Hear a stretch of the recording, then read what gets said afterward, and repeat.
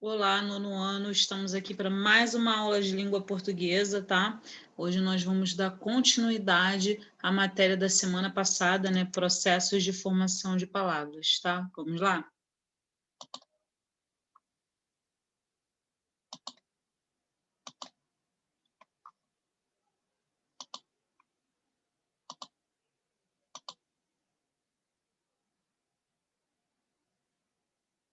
Aula 6, quarto bimestre, Processos de formação de palavras, composição, parte 2. E principais casos de emprego do hífen, capítulo 8. Composição. O que é a composição, né? É o processo de formação da palavra, das palavras compostas, né? E que são formadas a partir daquele radical. Lembra lá do radical? Que é aquela palavrinha mais importante, a base da formação da palavra, aquela que nos leva a outra a criação de outras palavras, as palavras cognatas. Então, a partir do radical, eu formo novas palavras. E hoje nós vamos estar vendo a parte da composição. A composição só um segundinho que saiu aqui da aula. Vamos voltar. Falha nossa. Aqui. A composição ela é dividida em dois tipos, né? Por justaposição e por aglutinação. Então, eu tenho radical, eu tenho uma palavra. A princípio, eu tenho que voltar lá na matéria anterior, a estrutura das palavras. Primeiro, eu tenho que entender o que é o radical, é aquele pedacinho principal, a base da formação da palavra, ok? E a composta. Para existir uma palavra composta, ela já vem o quê? Ela vem formada por por dois ou mais radicais. Então, eu tenho uma palavra ali composta que ela está formada por dois ou mais radicais, tá? Então, eu já sei o que é radical. É a base da formação da palavra. É aquele pedacinho que estrutura a palavra, que me dá a formação da palavra. Que a partir dele, com a ajuda dos afixos, eu vou ter novas palavras. Quem são os afixos? Os prefixos e os sufixos. Aí eu tenho uma palavra. Mas quando eu falo da palavra composta, é aquela que tem dois ou mais radicais. Então, não é só uma palavrinha, é mais de uma palavra, né? Então, vamos lá. Esses dois tipos, o primeiro é a justaposição. A justaposição é a junção dos radicais, dois radicais ou mais, onde não ocorre alteração fonética. Então, quando eu falo composição por justaposição, professora, é quando eu tenho dois radicais, dois ou mais, onde eles estão juntos, mas não aconteceu alteração fonética. Eu consigo identificar cada um dos radicais, né? Porque eles não sofreram alteração fonética. Vamos ver, ó. Couve e flor. Eu identifico que tem dois radicais, couve e flor. Segunda-feira, dois radicais também. Passatempo, dois também, apesar de não haver o hífen, porque na justaposição pode ter hífen ou não. Girassol, também. Só houve um acréscimozinho aqui de um S. Então, justaposição é aquela junção de dois ou mais radicais, onde não acontece, não ocorre alteração fonética. E quando aglutina, professora?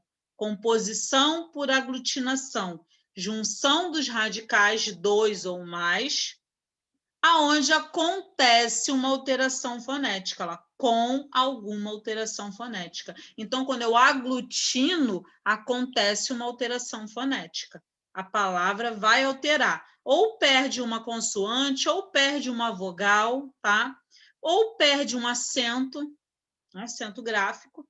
Vamos lá. Aguardente, perdeu o acento gráfico agudo, né? E perdeu um A, água mais ardente. Então, houve uma alteração fonética. Então, eu digo que eu aglutinei, uma composição por aglutinação, quando ocorre uma perda, uma alteração fonética, né? Ou um ganho.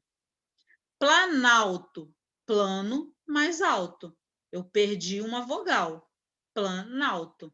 Tá? Então, quando eu falo em composição por aglutinação, acontece uma perda, uma alteração, né, fonética. E quando eu falo que é justaposição, não há alteração fonética. Composição por justaposição aqui, quando os elementos constituintes conservam a sua independência e acentuação. Então, tá tudo ali bonitinho no seu lugar, né? A composição da palavra deu-se por justaposição. Os dois elementos que a constituem aparecem normalmente ligados por um hífen. Isso não quer dizer sempre, tá? Vai acontecer de ter composição por justaposição sem o hífen.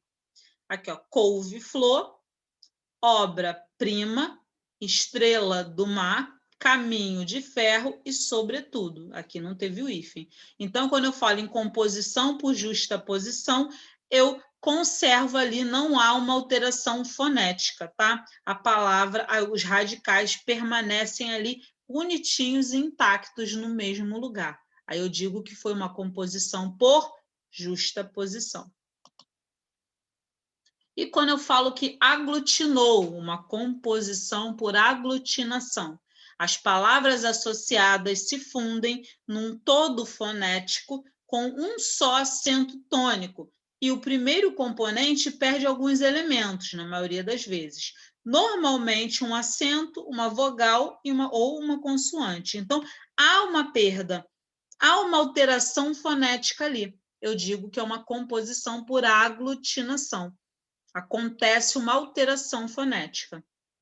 Ó, petróleo, de pedra mais óleo. Olha a mudança do radical. Aguardente, eu já falei.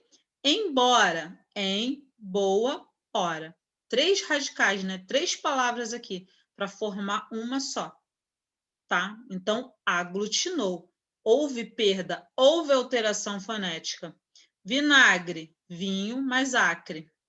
Fidalgo, filho de algo. Então, quando eu digo que aconteceu uma composição por aglutinação, houve uma perda, uma alteração fonética na palavra. Composição, eu coloquei novamente aqui para vocês, ó, 2 tipos, justaposição, elas se unem, geralmente através de um hífen ou não, e mantém-se a autonomia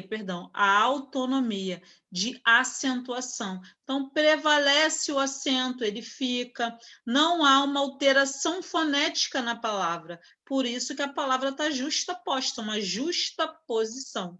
Ó, fora da lei, arroz doce, madre, pérola, estrela do mar, não houve mudança. Então, é uma composição por justaposição.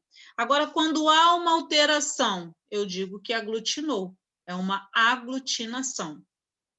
Ó, as palavras se unem, sofrendo alterações e ficando sujeitas a um único acento. Então, há perda de acento, perda de uma vogal, perda de uma consoante ou o ganho. Aí vocês vão falar, a professora está maluca, ela colocou girassol aqui e no outro exemplo o girassol está em justa posição. Por quê?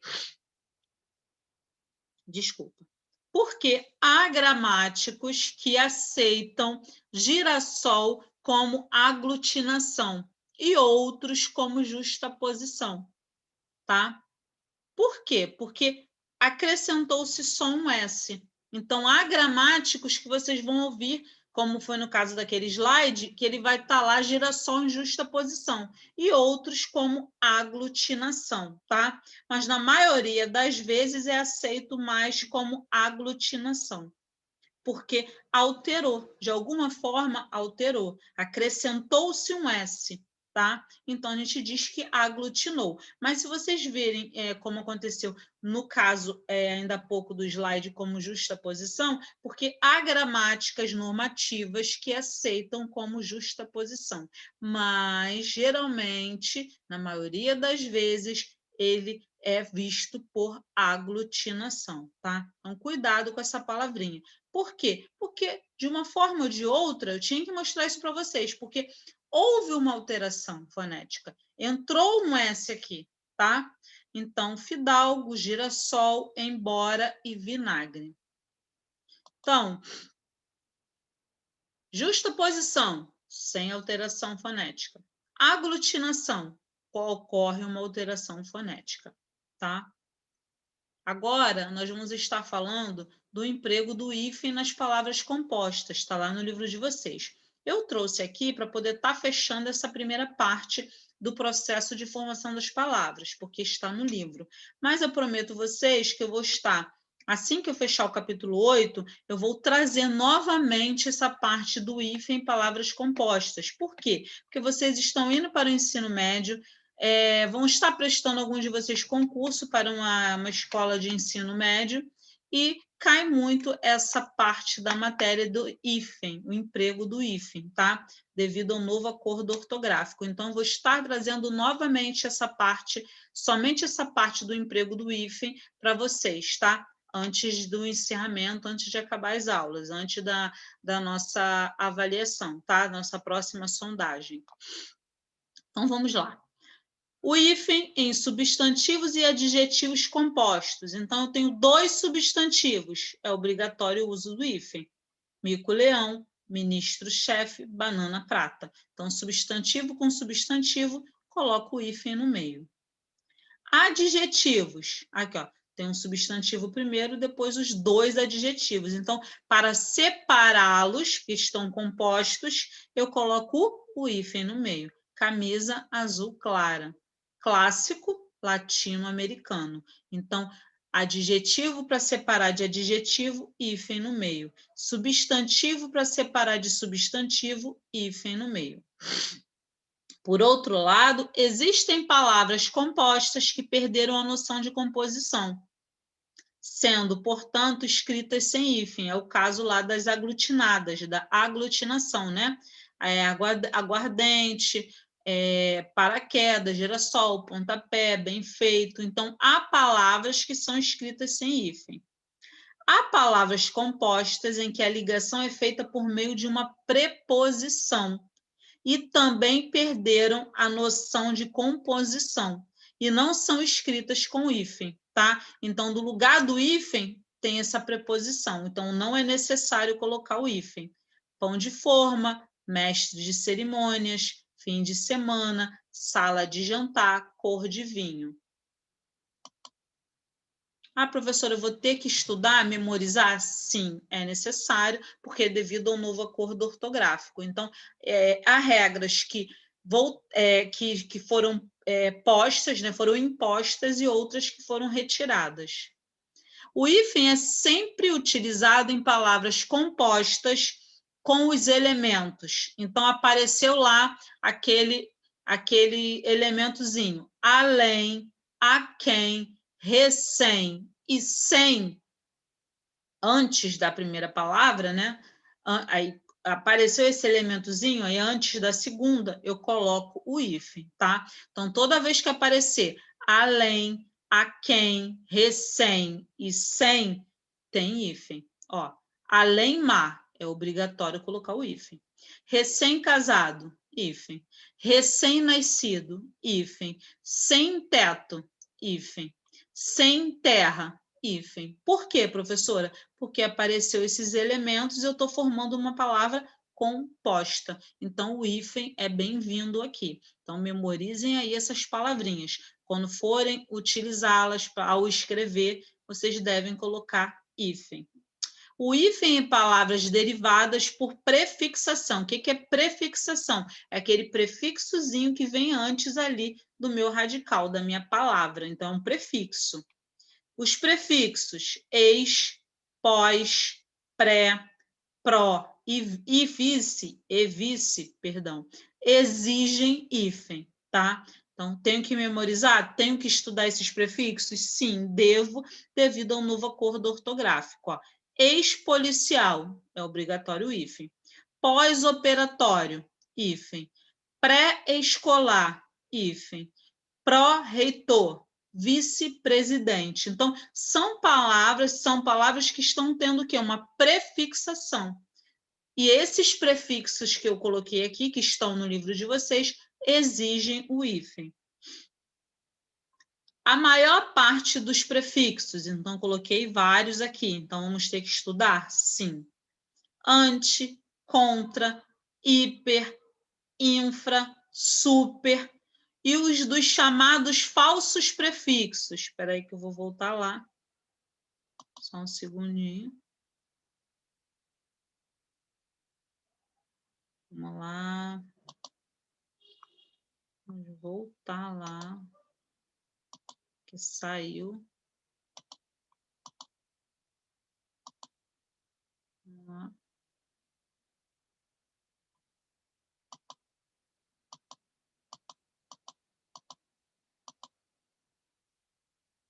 Aqui. Então, falamos desses, agora eu estou aqui. Então, há também os chamados falsos prefixos, tá?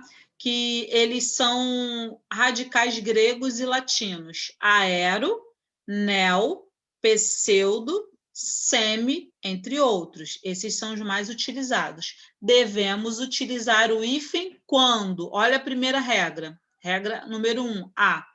O segundo elemento começar por H. Então, quando aparecer alguns desses prefixos que eu coloquei aqui, que estão no livro de vocês, e começar o segundo elemento, a segunda palavra, primeiro vai estar o prefixo, a segunda palavra se é iniciada por H, eu coloco o hífen, tá? Então, aqui, ó, anti-herói. O anti está ali na minha regra? Tá lá, professora, é a primeira. A próxima palavra, herói, tem H. Então, na minha regra diz, na minha gramática normativa, o novo acordo ortográfico, que quando eu tiver esse prefixo e a minha segunda palavra começar com H, eu coloco o hífen. Infrahepático. Infra está ali na regra? Tá. Hepático não começa por H? Então, eu tenho que colocar hífen. Super-homem. Super é o meu prefixo. Ele está na minha regrinha. Homem começa com H, então leva hífen. Então, o que eu quero que vocês entendam são coisas que vocês vão ter que estudar, vão ter que estar memorizando, tá? Então, são muitos prefixos e muitas regras. No livro aqui, colocaram somente algumas, tá? Mas eu vou montar só uma aula falando sobre hífen, tá? E vou trazer alguns exercícios. Agora, regra aqui, AB, número 3. O prefixo ou falso prefixo, que nós vimos no slide anterior, com a mesma vogal que se inicia o segundo elemento. Então, quando o meu prefixo termina com uma vogal e a próxima palavra iniciar pela mesma vogal, eu obrigatoriamente tenho que colocar hífen. Então, eu vou observar também o quê? Se a próxima palavra, o segundo elemento, vai iniciar com a mesma vogal que termina o meu prefixo. Ó, anti-inflamatório. Anti termina com I. Inflamatório começa com I. Então, vai ter hífen.